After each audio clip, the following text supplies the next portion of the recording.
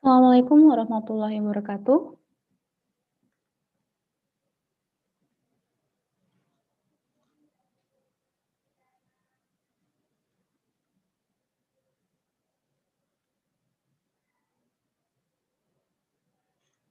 Assalamualaikum warahmatullahi wabarakatuh.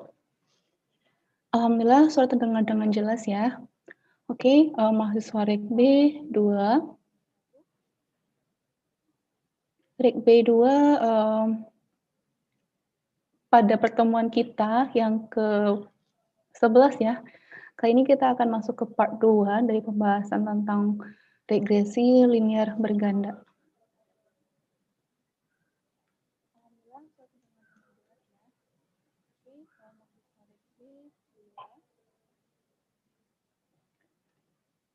Oke. Sorry, masih ada kendala teknis tadi. Oke, kita langsung bahas. Yang pertama, kita bahas dulu ya secara konsepnya dari teori regresi linear berganda dan sederhana. Seperti yang kita bahas di pertemuan sebelumnya, di pertemuan ke-9, ya, analisis regresi itu adalah analisis untuk menguji hipotesis penelitian, yang dimana hipotesis penelitian tersebut untuk menguji ada atau tidak pengaruh antara variabel yang satu dengan variabel yang lainnya. Ya, dan biasanya dinyatakan dalam bentuk persamaan matematik atau regresi. Y sama dengan A plus BX, gitu ya. Nah, di pertemuan 9 kita sudah belajar tentang regresi linear sederhana dan juga praktiknya. Pada pertemuan kali ini, kita akan berfokus untuk membahas tentang regresi linear berganda, ya. Dari segi konsep sudah kalian pelajari di minggu kemarin. Nah, untuk yang praktiknya kita akan bahas di pertemuan pada malam hari ini. Oke, untuk analisis regresi linear berganda itu berfungsi untuk mencari pengaruh dari dua atau lebih variabel independen, ya, atau variabel bebas terhadap variabel dependen atau variabel terikat atau Y. Nah, dengan demikian, secara sederhana dapat dikatakan bahwa apabila kita ingin mengetahui ada atau tidak pengaruh satu variabel X terhadap variabel Y, maka digunakan analisis regresi sederhana. Sementara apabila kita ingin mengetahui pengaruh dua variabel X atau lebih terhadap variabel Y, maka digunakan analisis regresi linear berganda. Itu ya perbedaannya ya. Nah, di sini ada beberapa asumsi sebelum kita masuk ke pembahasan inti dalam analisis regresi berganda. Nah, yang pertama, data yang kita gunakan itu harus memenuhi uji kualitas data. Dalam hal ini, untuk data sekunder tahu ya, data yang berasal atau bersumber dari diolah oleh orang lain. Jadi kita tidak perlu mengolahnya, kita tinggal dapatkan datanya. Contoh adalah laporan keuangan, gitu ya, atau laporan dari Badan Pusat Statistik, gitu ya, atau laporan dari perusahaan yang sifatnya rincian data, gitu ya, seperti itu. Sedangkan ada satu lagi namanya data primer. Data primer ini adalah data yang bersumber dari kuesioner dan belum diolah oleh pihak lain. Dalam hal ini misalnya kalau kalian menggunakan penelitian yang menyebarkan kuesioner, nah itu dikatakan sebagai data primer ya. Nah, untuk data sekunder itu harus bebas outlier. Sedangkan data primer harus bebas namanya uji validitas dan reliabilitas. Apa itu outlier? Outlier di sini adalah data pencilan atau data yang nilainya ekstrim. Nanti kita akan bahas ya di sesi yang lain apa itu outlier. Karena di pembahasan kali ini saya akan berfokus ke pengujian analisis regresi berganda yang tentunya harus lolos uji validitas dan uji reliabilitas, gitu ya. Apa itu uji validitas? Uji validitas itu adalah uji untuk mengetahui sejauh mana ketepatan atau kecermatan suatu alat ukur dalam melakukan fungsi ukurannya. Dalam hal ini, ketika kalian menyampaikan kuesioner, kalian memberikan pernyataan-pernyataan kepada responden. Nah, apakah pernyataan yang kalian lontarkan kepada responden tepat ya, atau juga dapat diukur tepat dan bisa digunakan atau mewakilkan dari indikator tersebut gitu ya. Nah, oleh karena itu kita harus pernyataan yang kita berikan ke responden itu harus valid gitu. Sedangkan reliabilitas itu di sini lebih mengukur ke apakah instrumen yang digunakan untuk memperoleh data itu dapat dipercaya, ya. Jadi di sini kalau yang validitas menguji kevalidan dari pernyataan-pernyataan yang kalian tanyakan kepada responden, sedangkan instrumen ini adalah variabel yang kalian gunakan, itu apakah handal gitu ya, apakah dapat dipercaya untuk mengungkap informasi yang sebenarnya di lapangan, kira-kira begitu. Oke, kemudian nanti setelah uji validitas dan reliabilitas, kita akan bahas ke uji asumsi klasik berikutnya, ini adalah uji normalitas, kemudian uji multikolonialitas, uji heteroskedastisitas, dan uji autokorelasi. Baru kemudian masuk ke pemodelannya. Jadi ini hanya asumsi dulu, gitu ya, asumsi-asumsi yang harus dipenuhi, begitu. Oke, saya nggak akan bahas detail banget di konsep kali ini, saya akan membahasnya sambil praktik, gitu ya. Jadi kita akan bahas lagi apa itu validitas, reliabilitas, dan apa itu normalitas di sesi pas praktiknya, gitu. Oke, silakan dibuka di modul di worksheet di halaman 4. Di sini saya akan mengangkat kasus yang pertama, yakni adalah ada sebuah tim yang ingin meneliti apakah ada pengaruh harga dan promosi terhadap keputusan pembelian pada PT XYZ Pekanbaru. Ya, ini ada sebuah tim penelitian yang ingin melakukan penelitian tentang apakah benar harga dan promosi berpengaruh terhadap keputusan pembelian produk X misalnya di PT XYZ Pekanbaru. Nah, di sini ada dua hipotesis ya.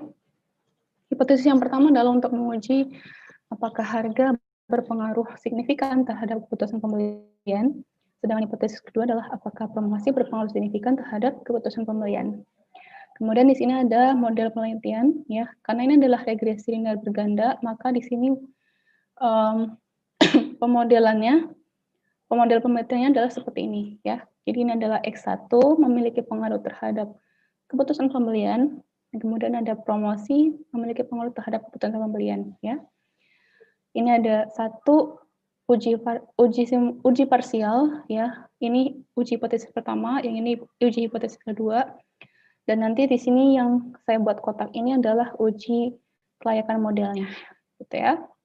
Oke, yang keempat adalah skala pengukuran. Skala pengukuran ini, jadi kan kalian merancang kuesioner yang kalian sebarkan kepada pembeli atau customer produk X pada PT XYZ. Ya, dalam kuesioner tersebut kalian membuat skala Likert. Kalian sudah belajar ya dalam modul terkait tingkatan skala Likert ya. Misalnya di sini saya mulai dari misalnya 1 sangat tidak setuju bernilai 2, cukup setuju bernilai 3, setuju bernilai 4, dan sangat setuju bernilai 5. Ini adalah jawaban dari para respondennya, gitu ya.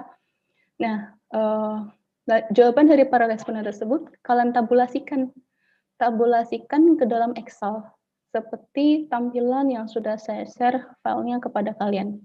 Kalian sudah membuka file tabulasi, ya, itu adalah contoh rekap dari hasil jawaban responden terhadap kuesioner yang kalian berikan, gitu. Nah, kemudian setelah kita selesai merekap tabulasi seperti ini ya, seperti ini, maka selanjutnya kita lakukan teknik analisis data. Kita tentukan teknik analisis data kita. Yang pertama, untuk uji analisis regresi data primer, itu ada 5 tahapan. Yang pertama adalah statistik deskriptif, kedua pengujian kualitas data, ya. Kemudian nanti di sini ada, sebelum masuk ke tahap 3, kita ada tahap tambahan, yakni adalah mengubah data ordinal menjadi data interval. Kemudian baru yang ketiga melakukan uji asumsi klasik, yang keempat melakukan analisis regresi linear berganda, dan yang kelima adalah melakukan pengujian hipotesis. Kita akan bahas step by step ya.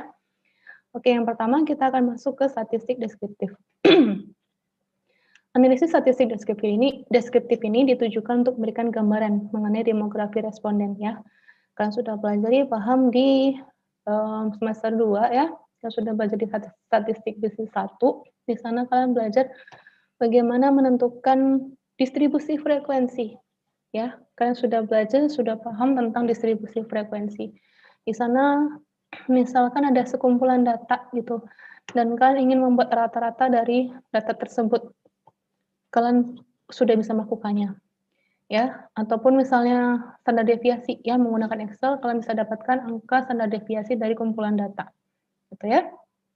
Nah, untuk yang data primer dari hasil kuesioner, itu nantinya kita akan buat pengkategorian, ya. Apakah pernyataan tersebut terkategori sebagai kategori sangat tinggi, tinggi, cukup, rendah, atau sangat rendah. Seperti halnya yang dikatakan oleh Sugiono ya 2009, ini adalah range-nya. Jadi nanti setiap pernyataan ya, setiap pernyataan itu akan kita cari tahu berapa nilai interval skor intervalnya berapa gitu ya, dan kategorinya apa gitu ya. Rumusnya ini ada, nilai tertinggi, nilai terendah dibagi 5. Ini kalau yang skala Likert-nya adalah 5. Kalau skala Likert-nya 7, berarti 7 kurang 1 dibagi 7. Kira-kira begitu ya. Ini untuk yang melihat apa namanya? Selisih antar kelas. Ya, sorry. Range kelas gitu. Jadi range kelasnya itu ditentukan dari nilai ini gitu. Nilai tertinggi dikurang nilai terendah dibagi dengan jumlah kelasnya gitu. Oke ya, jadi ini ada selisihnya 1 sampai 1,79 kategorinya sangat rendah, 1,8 sampai 2,59 kategori rendah, dan sampai seterusnya. Oke, kita akan coba dulu untuk statistik deskriptif. Nah, silakan dibuka SPSS-nya, dan kalian juga standby-kan tabulasi ini, ya. Ini dia SPSS-nya, sudah terlihat.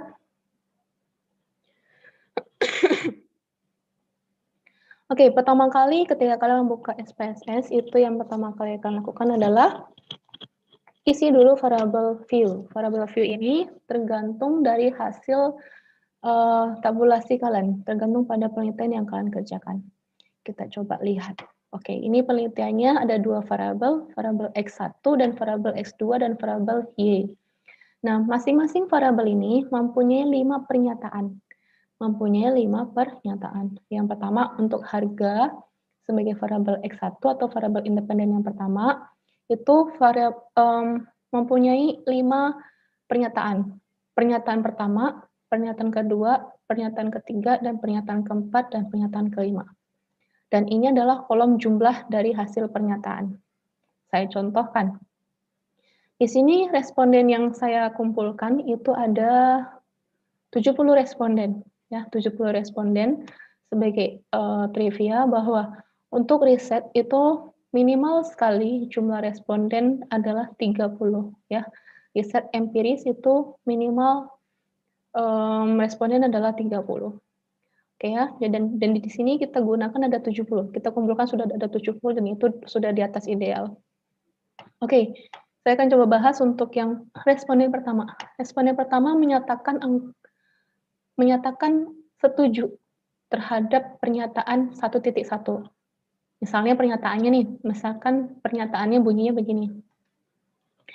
Harga yang ditetapkan oleh perusahaan PT XYZ terjangkau oleh masyarakat. Dan kalian menjawab, dan responden pertama menjawab setuju. Setuju itu scoringnya adalah 4, gitu ya. Sedangkan responden kedua menyatakan sangat setuju, maka scoringnya 5. Dan ini ada responden keempat menyatakan cukup setuju atau biasa-biasa saja gitu ya. Dan itu scoringnya adalah 3. Jadi kalian paham ya, angka 4, 5, 3, 2, 1 yang ada dalam tabulasi ini menunjukkan Likert, skala Likert-nya. Ya, dimulai dari yang terendah adalah 1, sangat tidak setuju. 2 adalah tidak setuju, 3 cukup setuju, 4 setuju, 5 adalah sangat setuju. Itu adalah arti dari angka 1, 2, 3, 4, 5 yang ada di sini. Kira-kira paham ya? Oke, di sini harga ada punya 5 pernyataan. Dan di sini kita tambahkan secara manual jumlah dari kelima pernyataan tersebut. Kalau misalkan ada 10 pernyataan, maka ini di sini juga adalah jumlah dari 10 pernyataan tersebut. Kira-kira begitu ya.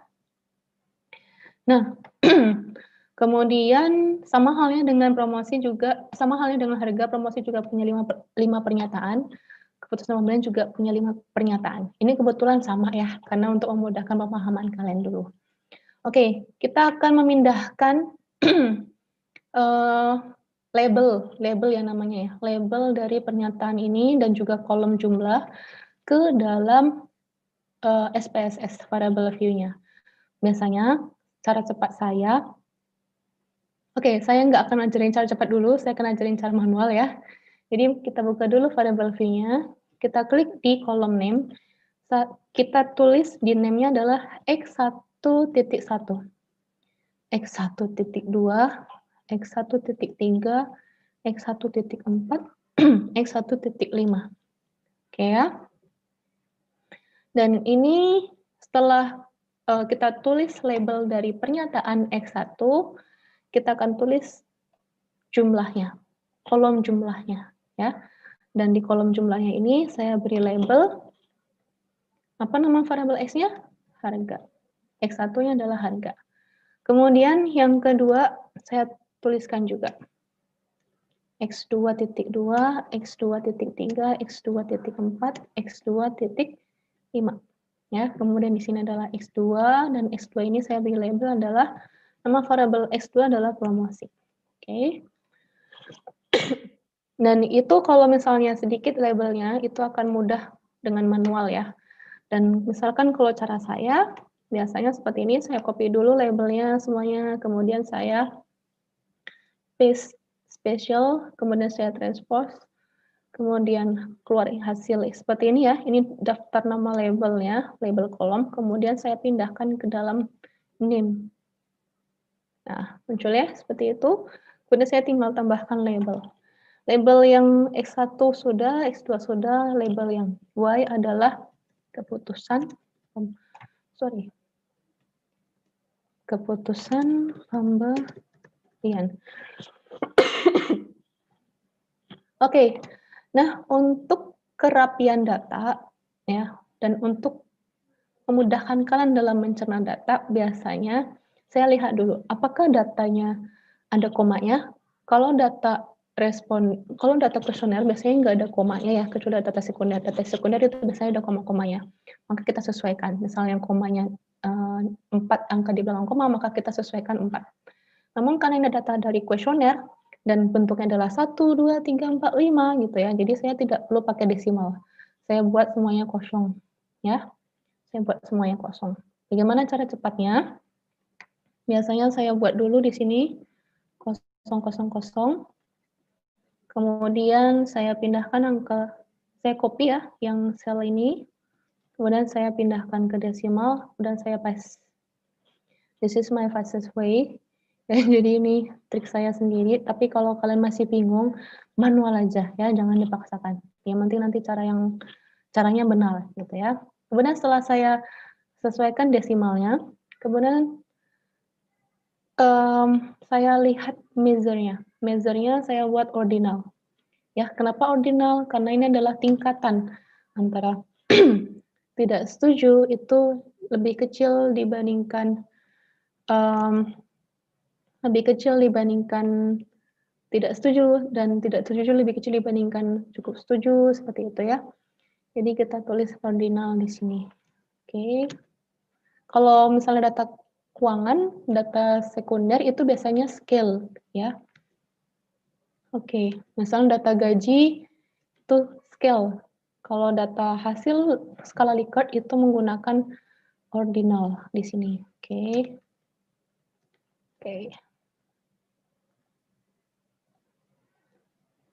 Oke, kalau sudah kita tentukan measure-nya, kemudian kita lihat data view-nya. Data view-nya, oke. Data view-nya di sini sudah oke ya, sudah sesuai. Nah, kemudian, mohon maaf, sebentar.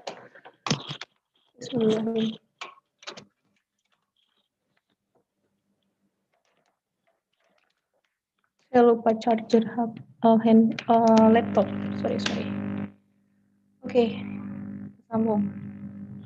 Oke, selanjutnya kita akan pindahkan data yang ada di Excel ke dalam tabulasi. Seperti ini ya, kita akan copy dari, kita taruh selnya di B4 ya, kita taruh yang di warna kuning ini, kemudian kita CTRL Shift, tekan bersama ya CTRL Shift, kemudian kalian klik sambil masih tekan CTRL Shift, kalian klik tanda panah ke kanan. Kemudian kalian masih jangan lepaskan CTRL Shift-nya, jangan dilepas. Kemudian kalian klik tanda panah ke bawah. Ya, dengan ini sudah tercopy semuanya, sudah terblok semuanya. Namun kalau misalnya kalian masih bingung, nggak apa-apa, blok manual aja. Ya, blok manual aja. Yang penting kalian paham. Oke, kita blok manual, kemudian kita CTRL C, copy, kemudian kita balik ke SPSS untuk menu data view, kemudian kita klik di sini. Oke, ini ya hasilnya sudah kita pindahkan. Miss, kok kayaknya ini terlalu lebar banget jaraknya gitu. Saya mau dempet-dempet, kayak mana caranya? Gitu kan? Karena ini kan bukan orangnya, jadi boleh dempet-dempet di sini. Nggak ada virus corona di SPSS. Oke, jadi kita akan kecilkan kolomnya. Saya mau mengecilkan jadi seperti ini mungkin ya. Oke. Tapi kayaknya seperti ini caranya nggak praktis ya. Nah, saya kasih tahu cara yang praktis dan mudah, itu dengan cara men-settingnya dari variable view.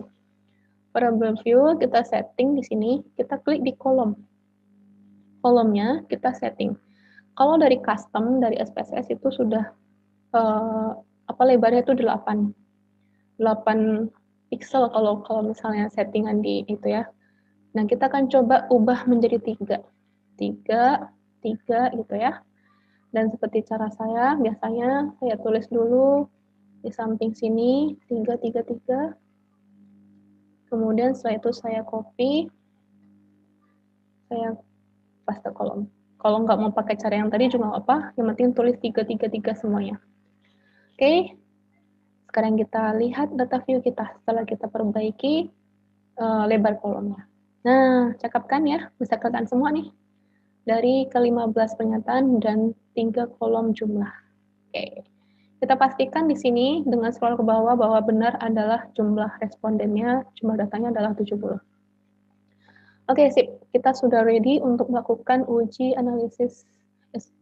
statistik deskriptif dengan menggunakan SPSS. Namun sebelumnya kita buat dulu save. Kita klik file save, kemudian kita pilih ya. Kita pilih misalnya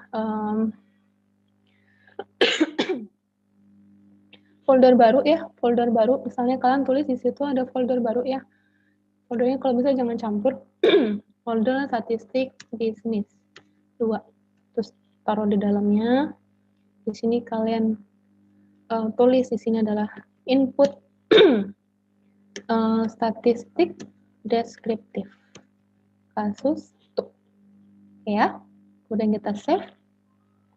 Oke, sudah tersave dan ini muncul outputnya. Nah, bagaimana cara melakukan analisis statistik deskriptif ya untuk bisa mengisi dari tabel berikut. Nah, kita kan ingin mengisi tabel ini ya, tabel 3, 4, dan 5 kita akan isi. Caranya, klik analyze, kemudian kalian pilih deskriptif statistik, kemudian kalian pilih deskriptif. So sorry, ya, mohon maaf salah. Analyze, deskriptif statistik, kemudian pilih frequencies, ya, frequencies. Kita klik. Nah, dari sini kita akan pindahkan variabel per variabel ya. Jadi saya contoh untuk yang harga, kita pindahkan pernyataan harga sebanyak 5 buah ini ke kolom kanan. Tidak perlu menyatakan kolom jumlahnya ya, cukup pernyataannya aja. Udah saya tuh kalian oke. Nah, muncul. Kemudian kalian lakukan hal yang sama untuk yang variabel X2 ya, kita pindahkan, kita balikkan lagi kan yang X1 tadi ke semula, kemudian kita pindahkan ke kanan. Oke. Kemudian balik lagi, yang terakhir adalah variabel Y. variabelnya kita pindahkan ke kiri, kemudian oke, seperti ini ya. Ini yang terakhir untuk statistik deskriptif variabel G. Oke. Nah, ini adalah hasil dari atau output dari hasil analisis statistik deskriptif dan bisa kita simpan dengan cara file save di folder yang tadi ya. Di folder yang tadi terus kalian tuliskan output statistik deskriptif ya, kasus 1. Save. Nah, ini caranya. Kemudian, bagaimana cara kita mengisi siapa namanya ini? Regresi linear berganda, yakni dengan cara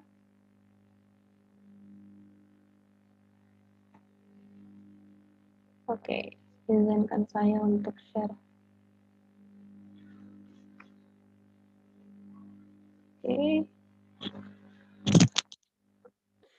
Nah, kita akan mengisi yang tabel 3, yakni adalah tabel rekapitulasi tanggapan responden. Kita akan merekap tanggapan responden terhadap harga untuk kelima pernyataan harga, ya. Jadi di sini kita akan melihat pernyataan 1, ya, atau X11 ini ya, X11. Itu jawaban responden yang menjawab 1 ada berapa, yang menjawab 2 ada berapa, yang menjawab 3 ada berapa, yang menjawab 4 ada berapa, yang menjawab 5 ada berapa. Ingat ya, 5 ini sangat setuju, 1 sangat tidak setuju, ya. Nah, kemudian kita nanti jumlahkan skor. Kemudian kita akan mencari nilai indeks dengan rumus berikut. Oke. Let's get started. Oke, X11. X11 di sini kita akan bandingkan dengan hasil dari output SPSS yang ini. Ya, kelihatan ya? Walaupun dari YouTube kelihatan. Ini dia tabel X11.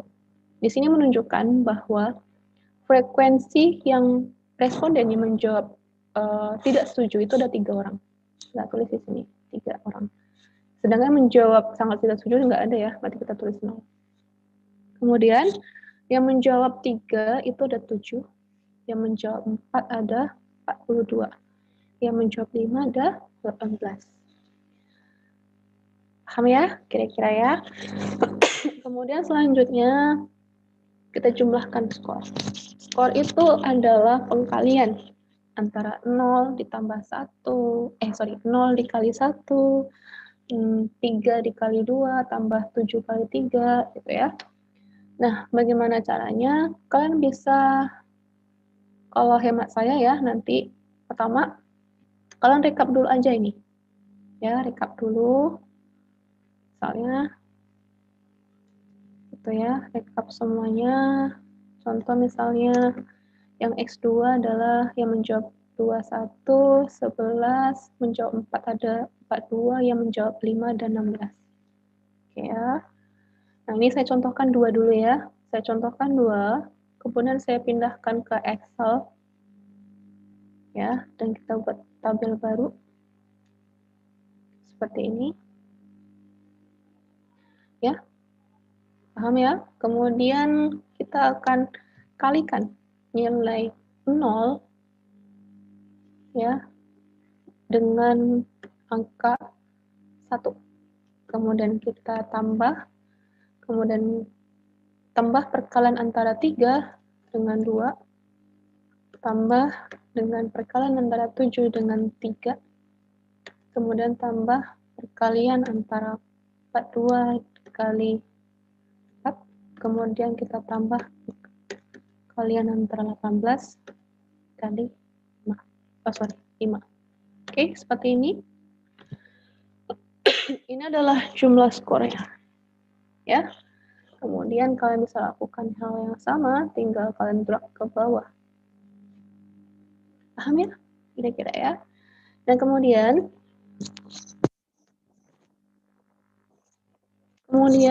yang kalian lakukan adalah mencari nilai indeks. Nilai indeks itu adalah, nilai indeks adalah jumlah skor dibagi berapa banyak responden. Ya, berapa banyak responden? Yang di sini ada berapa banyak responden? Ada 70. Maka ini adalah nilainya. Ya, ini adalah nilainya. Kemudian di sini kalian berketerangan sesuai dengan keterangan yang ada di modul kita, di worksheet kita, keterangan bahwa angka 4,07 itu masuk kategori tinggi. Harga ini kalau yang ini ya, kalau yang ini kalau yang variabel Y, sedangkan variabel X-nya itu biasanya kalau yang ini kategori variabel Y ya, sedangkan untuk variabel X itu biasanya kategorinya baik.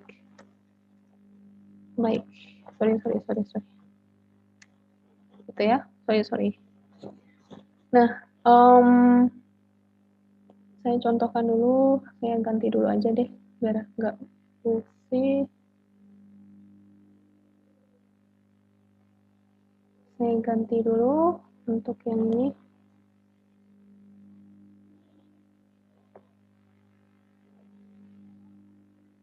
Oke.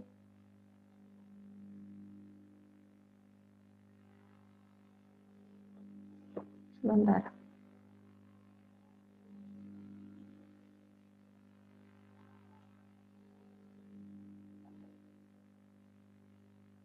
Oke. Kalau yang X itu kategorinya seperti ini.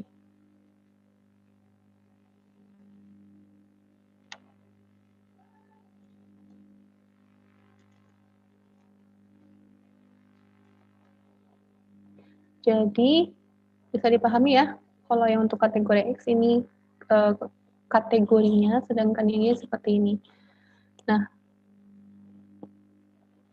baik lagi ya ke sini ya. Ini karena ini adalah responden tentang harga, jadi respon dari pelanggan terhadap harga produk X pada PT XYZ itu adalah responnya adalah baik, gitu ya. Dan ini misalkan langsung cari juga untuk yang nilai yang lain seperti ini. Ya, silakan diisi nanti untuk hasilnya di tabel 3. Tabel 3 silakan diisi. Ya, nanti saya minta kalian praktik langsung. Oke, seperti ini ya. Jadi 285, kemudian di sini nilai skornya adalah 4,07, di sini 4,04, di sini 283, dan ini keterangannya adalah baik, gitu ya.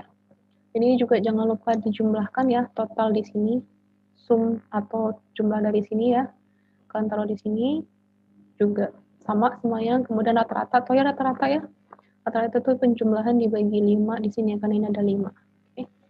Nah, yang saya minta kalian kerjakan ini. Kalian kerjakan ini.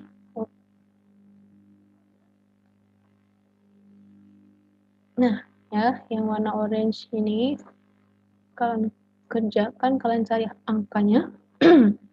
Kemudian juga kalian cari nilai indeksnya. Nilai indeksnya itu adalah jumlahnya dari sini. Misalnya ini jumlahnya adalah A, kemudian sini adalah jumlahnya B, jumlahnya C, D, E. Nah, kalian cari, kalau masukkan angka yang ada di sini ke dalam rumus nilai indeks ini. A, B, C gitu ya. Kemudian D, E gitu ya. Kemudian kalian bagi dengan, mohon maaf, 70 orang. Sorry. 5 pernyataan kali dengan 70 responden. Ya.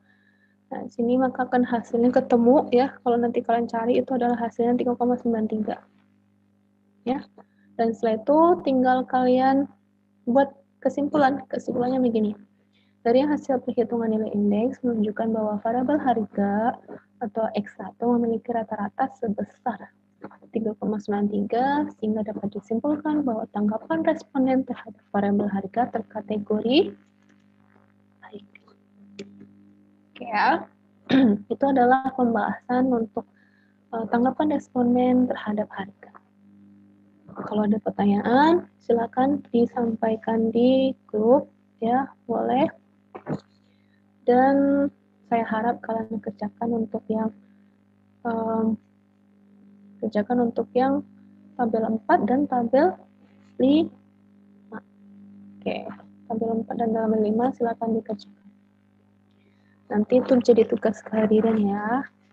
Yang nggak punya laptop, nipin atau kasih sajen sama yang punya laptop, jadi bisa praktek sendiri gitu ya. Jangan malu-malu. 70 orang. Sorry ya kalau yang saya kirim itu yang salah atau enggak ya, saya lupa soalnya. Ya ada revisi yang ini kok. Revisinya cuma dikit, bentar ini aja. Oke. Itu.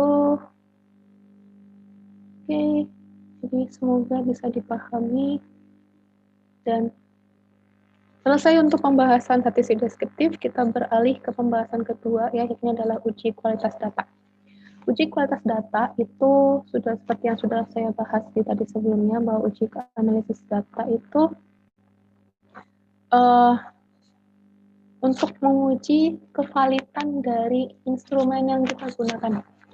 Jadi, kan karena kuesioner itu kan yang menyusun pernyataan adalah kita, yang menyusun pertanyaan adalah kita. Dan kita itu namanya manusia ya, butuh diuji kevaliditasannya dan juga apakah yang kita susun itu sudah handal. Kuesioner yang kita berikan kepada responden itu sudah bisa digunakan sebagai pengungkapan informasi atau tidak gitu ya, dengan cara melakukan uji kualitas data. Ini khusus yang data primer aja. Data sekunder nggak perlu gunakan ini karena sudah terjamin. Oke. Untuk yang uji kualitas data ini ada dua macam, yakni adalah yang pertama hasil uji validitas, kemudian yang kedua adalah hasil uji reliabilitas. Ya. Yang pertama kita bahas dulu. Uji validitas itu lebih ke membahas apakah pernyataan yang saya berikan kepada responden itu valid atau tidak,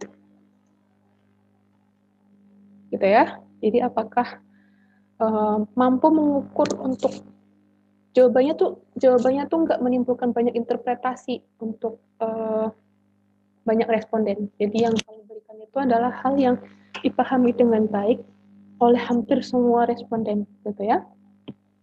Itu untuk yang uji kualitas. Sedangkan uji reliabilitas itu lebih ke apakah variabel yang saya gunakan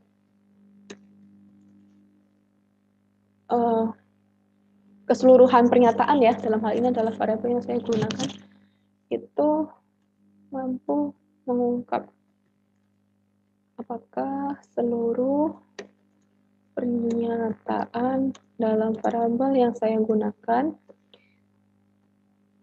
mampu mengungkap informasi yang jelas dan dapat diandalkan. Makanya nanti jawabannya adalah apakah variabel handal atau tidak. Handal di sini dalam artian adalah reliable, gitu ya. Oke, bisa dipahami ya, semoga ya apa perbedaannya. Oke, nanti akan lebih paham ketika kalian praktek. Kita akan coba praktek ya, karena di sini ada variabelnya ada 3, maka kita lakukan 3 pengujian hasil uji validitas. Nah, pertama kita siapkan dulu untuk variabel X-nya, SPSS-nya ya. Yang ini kita simpan dulu, kan kita tadi sudah selesai ya dengan statistik deskriptif. Kita sudah simpan dan kita close output statistik deskriptif kasus 1. Kita close nih ya. Jangan lupa di close. Oke, sudah kita close. Kemudian kita masuk ke input statistik deskriptif yang tadi kalian kerjakan. Ya kan kalian sudah save ya? Oh, sudah di save. Dan untuk melakukan pengujian validitas dan reliabilitas itu saya sarankan menyimpan dengan nama baru ya, seperti berikut caranya: file, save as, kemudian kalian tulis input, validitas, dan reliabilitas. Kenapa saya cenderung menyarankan untuk kalian merename atau membuat file baru dan merename lagi, itu agar kalian memudahkan kalian mencari ketika kalian ditanya bagaimana perhitungan uji ini, seperti itu. Jadi kita akan bedakan tahap 1 statistik deskriptif, tahap kedua validitas dan reliabilitas, gitu ya. Kita save, ya. Oke, ini adalah yang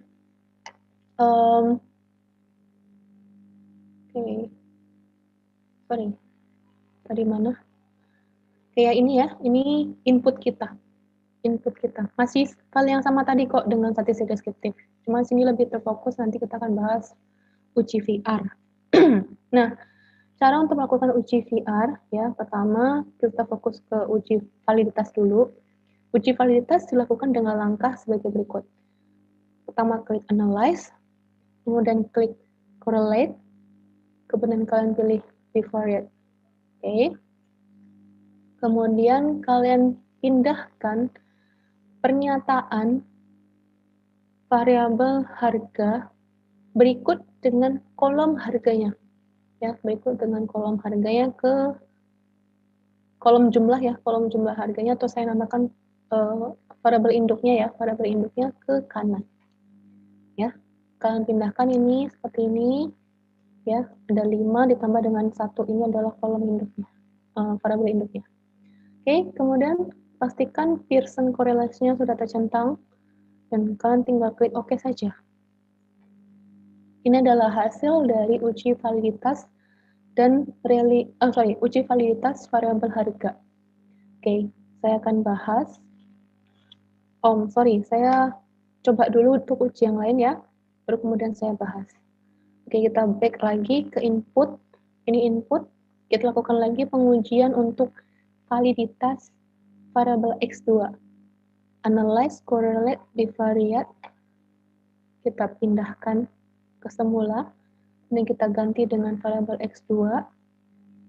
Ya, kemudian kita oke. Nah, ini adalah hasil untuk uji validitas yang variabel X2 atau promosi. Lakukan satu kali lagi untuk uji validitas keputusan pembelian. Analyze, correlate, bivariate, diklik di back kanan, ke kiri, ke semula, kemudian kita pindahkan yang variabel keputusan pembelian berikut kolom induknya atau variabel induknya. Kita klik OK, dan ini adalah hasil untuk uji validitas keputusan pembelian. Ya, ini sudah didapatkan hasil semuanya. Kemudian jangan lupa kita save. File, save, masih di folder yang sama, output, validitas,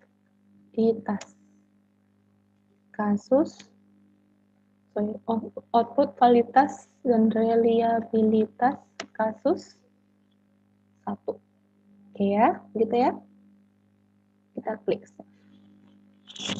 Nah, bagaimana cara menerjemahkan dari uji validitas? Oke, kita akan coba lihat untuk yang hasil uji validitas X1. Bagaimana caranya? Oke, saya akan double screen untuk yang ini.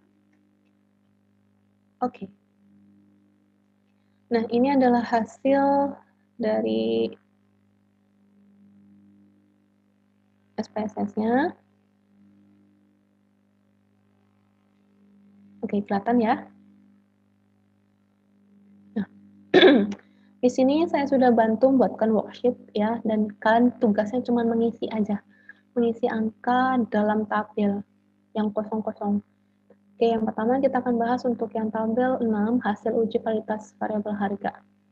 Dengan cara kita pastikan kita akan mencari nilai R hitung. R hitung ini sudah ada dapatkan dari SPSS tadi.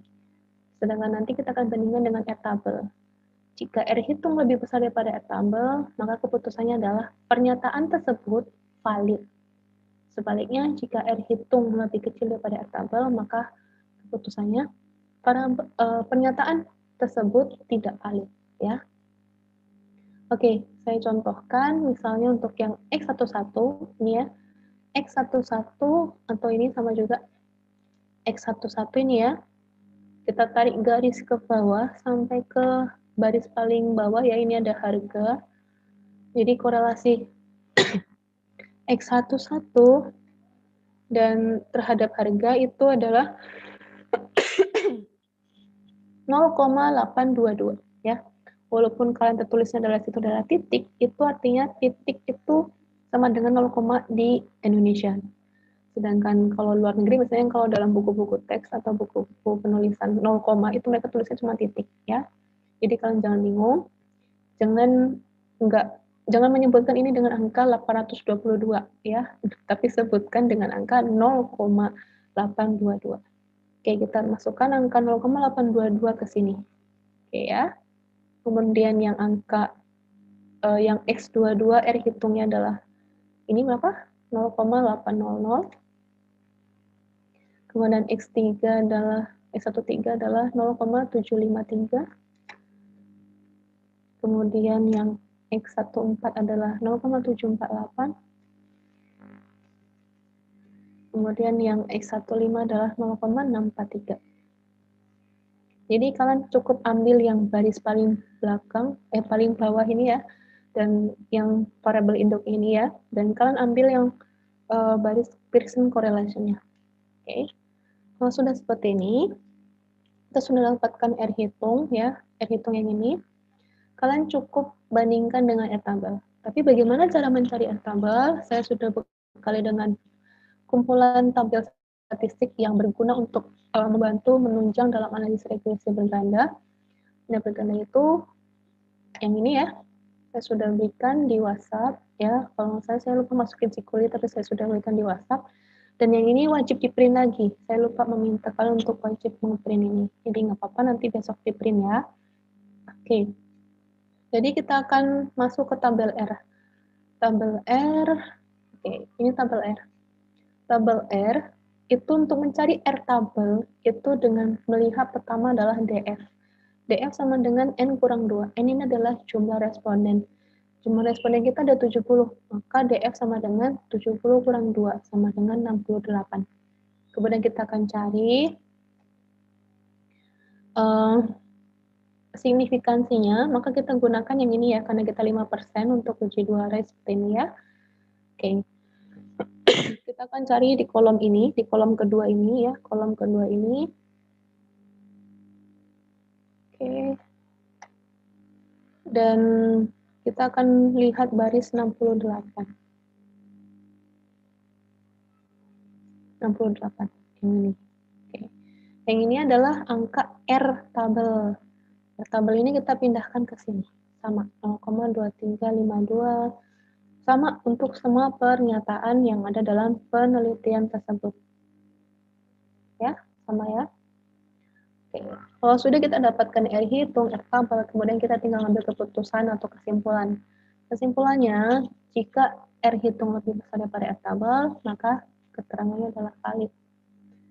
X11 valid. Kemudian X12 sama juga valid. Kemudian X13 juga sama karena lebih besar R hitung. Kemudian X14 juga sama, X15 juga sama. Nah, ini adalah hasilnya. Oke. Nah, saya minta kalian lakukan hal yang sama nanti untuk yang tabel 8 dan tabel 9. Nah, sebelumnya saya setelah kita membuat tabel seperti ini isian ya, jangan lupa kita buat kesimpulan. Tabel 6 di atas menunjukkan bahwa semua pernyataan variabel X1 yang digunakan untuk mengukur variabel harga ya yang digunakan dalam bacaan ini mempunyai nilai korelasi R hitung yang lebih besar daripada R tabel. R tabelnya adalah 0,2352. Oke. Dari hasil tersebut menunjukkan bahwa semua pernyataan adalah valid. Ya, ini yang saya tebakkan tadi yang diisi-isi. Nah, tugas kalian mengisi itu yang kosong-kosong di worksheet-nya. Paham ya? Oke, lakukan hal yang sama untuk yang tabel 7 dan 8. Oke. Paham ya? Nah, kemudian kita masuk ke uji reliabilitas ya. Harapan saya kita selesai, nggak apa-apa lah sampai sini aja. Nanti kemudian kita lanjutkan di pertemuan berikutnya. Kita satu sesi aja ya untuk malam ini ya, karena saya nggak kuat lagi. Oke, kita selesai untuk uji validitas. Kita akan masuk ke uji reliabilitas. Kita balik lagi ke input validitas dan reliabilitas kasus 1 ya. Balik ke file SPSS ini. Oke, sudah balik. Kemudian kita lakukan analisis uji kualitas data yang reliabilitas. Step-stepnya, pertama kita klik analyze, kemudian kita klik a scale, ya ini ada scale, kemudian kalian klik reliability analysis. Nah, muncul tampilan dialog seperti ini. Kemudian, kalian masukkan cukup pernyataan aja per variabel ya. Kalian masukkan yang variabel X1 adalah X11 sampai X15 ke kanan ya, ke kotak item sini. Kalau sudah, kita jangan lupa beri scalable-nya. Scalable ini adalah nama variabelnya apa sih? Gitu ya. Nama variabel ini adalah harga X1. Paham ya? Jelas ya? Kemudian tinggal di oke. Nah, akan muncul tambahan nih di sini ya. Di sini akan muncul hasil harga. Hasil uji reliabilitas variabel harga. Nah, kemudian kita balik lagi ke yang input tadi, lakukan hal yang sama untuk uji reliabilitas yang kedua. Analyze, scale, reliability analysis. Ini di back ke kiri, kemudian diganti dengan promosi, ya. Kemudian scalable-nya jangan lupa diganti dengan promosi. Nah, seperti ini ya, paham ya? Nggak usah masukkan variabel ini, ya ini jangan seperti ini salah, tapi seperti ini aja. Contoh seperti ini aja. Oke. Ini keluar ya hasil uji reliabilitas untuk variabel promosi. Balik lagi ke input yang tadi. Kita lakukan yang terakhir, analyze, scale, reliability analysis. Kita balikkan lagi seperti semula, dan kita ambil yang variabel Y-nya. Ya. Dan kemudian kita ganti scalable-nya dengan keputusan pembelian variabel Y. Oke, kemudian di oke. Nah, ini hasilnya untuk uji reliabilitas keputusan pembelian. Nah, bagaimana cara menerjemahkan arti dari hasil uji ini? Ya, saya contohkan untuk yang hasil uji reliabilitas variabel harga. Oke, saya akan bandingkan dengan ini ya. Jadi untuk yang uji reliabilitas, ini tabelnya cuma satu aja yang perlu kalian kerjakan ya. Habis ini saya contohkan untuk variabel harga saja. Variabel X1, jumlah pernyataannya ada berapa? Jumlah pernyataannya itu kan dari X11, X12, X13, X14, dan X15. Kalian bisa lihat di sini, di kolom ini. Reliability analysis. Sepertinya saya tadi harusnya pakai ini dong. Pakai ini apa namanya? Spotlight. Cuman ya nggak apa-apa lah ya. Saya lupa pakai spotlight ini ya. Ini ya. Jadi itemnya adalah 5 gitu. Kemudian ini ada kolom Cronbach alpha. Jadi kita mengetahui apakah variabel yang kita gunakan itu reliable atau tidak itu dengan cara melihat Cronbach alpha-nya. Di sini didapatkan Cronbach alpha dari X1 atau harga itu adalah 0,805. 0,805. Oke, kemudian nilai standarnya adalah 0,6. Jadi standar paling minimal sebuah Cronbach alpha dari variabel itu adalah 0,6. Di bawah itu menandakan bahwa variabel tersebut tidak reliable atau tidak dapat diandalkan gitu ya. Jadi sebaiknya minimal 0,6 Ya, jadi dari sini kalian bisa lihat nih variabel harga di mana item pernyataannya ada 5 buah itu mempunyai kelompok alfanya 0,805 ya. Nilai standar dan nilai kelompok alfa ini di atas atau lebih besar dari nilai standar 0,6. Maka keputusannya adalah reliable. Ya, jadi kalau sebaliknya, misalnya kelompok alfanya di bawah 0,6 itu tidak reliable gitu ya. Ya, gitu ya. Jadi di sini kalian nanti buat kesimpulannya nanti kalian coba cari ya. Dan apakah benar di sini reliable semuanya? Jika memang benar reliable semuanya, maka di sini kalian tulis hasil uji reliabilitas pada tabel di atas menunjukkan bahwa semua variabel mempunyai koefisien alfa yang cukup besar, yaitu adalah lebih dari gitu kan. Lebih besar gitu ya. Misalkan gitu kan. Tapi misalkan ada nih yang di bawah nilai standar di bawah 0,6 bagaimana? Misalkan ada variabel yang di bawah nilai standar 0,6, maka kalian perlu lihat lagi, balik lagi ke uji validitasnya. Maaf ya, tadi saya lupa menjelaskan. Misalkan ada pernyataan yang tidak valid. Ada pernyataan yang tidak valid, contoh misalnya ini. Misalkan ini ya, ini kan contoh misalkan. Untuk X14 itu nilai uji validitasnya adalah 0,148. Itu lebih kecil dibandingkan tabel 0,2352, maka keterangannya adalah tidak valid.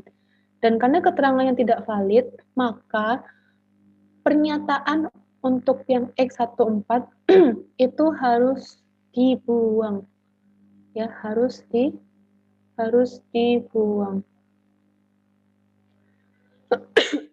Harus dibuang. Oke. Kemudian setelah itu sisa adalah 4 pernyataan, X11, X12, X13, dan X14, X15. Oke ya. Dan jika sudah kalian buang variabel X1-nya, jadi kalian buang di mana ya? Yang kalian buang itu di sini ya. Contoh misalnya seperti ini ya. Clear gitu ya. Jadi kalian buang. Sebentar ya, ini kayaknya ada kendala, ada halangan bentar ya.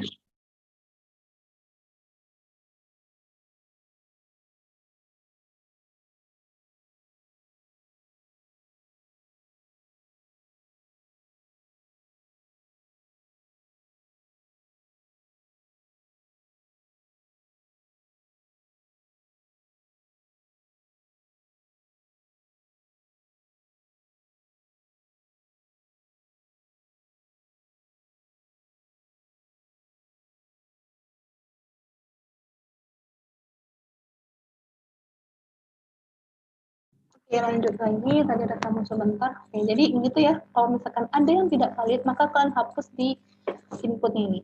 Kemudian setelah kalian hapus, kalian lakukan ulang lagi uji validitasnya, begitu ya. Jadi kalian ulang lagi begitu ya. Itu contohnya. Misalkan ada yang tidak valid, gitu ya. Nah, jika semua validitas sudah valid, baru kemudian kalian boleh masuk ke uji reliabilitas. Jadi, kalian tidak bisa mengerjakan uji reliabilitas duluan, tapi kalian kerjakan dulu uji validitas. Ketika semuanya sudah valid dan tidak ada lagi pernyataan yang di bawah nilai R, hitungnya di bawah nilai R tabel, maka kalian bisa masuk ke uji reliabilitas, gitu ya. Dan biasanya ketika misalnya uji validitasnya aman semua, gitu ya, aman semua nih, misalnya kan ya, nggak ada yang tidak valid, gitu kan, itu biasanya variabel tersebut akan terkategori sebagai variabel yang dapat diandalkan, hasilnya akan reliable semuanya. Biasanya seperti itu ya. Jadi kalian lakukan dulu, beres dulu validitas, kemudian baru kalian lakukan uji reliabilitas. Nah, kira-kira begitu untuk pembahasan sedikit ya tentang kemajuan dari part praktikum dari modul regresi berganda. Dan kita akan lanjutkan untuk yang part intinya nanti ada uji asumsi klasik, kemudian ada hasil analisis regresi dengan berganda, dan juga ada hasil uji hipotesisnya. masih banyak halamannya, tapi insyaallah kita bakal selesai karena nanti mungkin akan saya coba rekam seperti ini ya. Oke, itu aja pembahasan dari saya ya. Saya minta kalian kerjakan yang sudah kita bahas ya. Jangan kerjakan duluan yang belum kita bahas ya. Yang penting itu dan kalian paham sampai step di uji kualitas data. Sudah paham ya uji kualitas data. Oke, itu aja dan saya akhiri dulu untuk yang malam hari ini. Mohon maaf itu tidak bisa 2 sesi ya karena kendala dari kondisi saya juga ya. Cukup lelah juga untuk hari ini gitu ya, jadi tidak bisa untuk melanjutkannya. Oke, terima kasih banyak sudah mengikuti atau melihat atau menonton menyimak dengan baik dari YouTube kelas kita. Kita akan tambahan di hari Senin ya. Harapannya di hari Senin kita tidak ada kendala ya. Pastikan semua laptop dan juga worksheet sudah tersiapkan dengan baik. Oke. Terima kasih. Saya ucapkan dulu. Assalamualaikum warahmatullahi wabarakatuh. Selamat malam semuanya. Selamat istirahat ya. Jaga kesehatan.